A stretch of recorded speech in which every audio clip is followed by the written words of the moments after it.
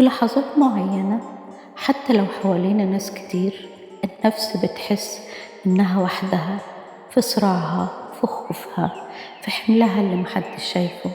لكن ربنا بيدعينا لراحة مختلفة، راحة مش في الظروف لكن في حضنه. تعالوا إلي يا جميع المتعبين وثقيل الأحمال وأنا أريحكم. مش لازم تكون قوي طول الوقت، مش مطلوب تخبي ضعفك. ربنا عارف الحمل وعارف قد إيه تعبت من الشيل. راحة النفس مش معناها غياب المشاكل، لكن وجود ربنا في النص. لما القلب يهدى بين إيديه، الخوف يخف والتوتر يدوب والهم يفقد صوته.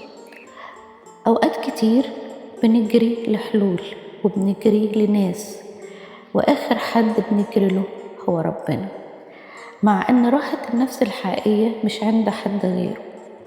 سلامي أترك لكم، سلامي أعطيكم.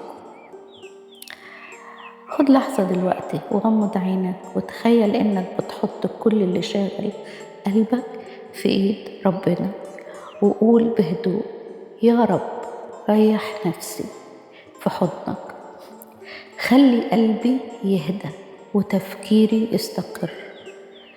النفس اللي بتستريح في ربنا ترجع لنورها وترجع لقوتها وترجع لسلامها اللي محدش يقدر ياخده منها أبدا.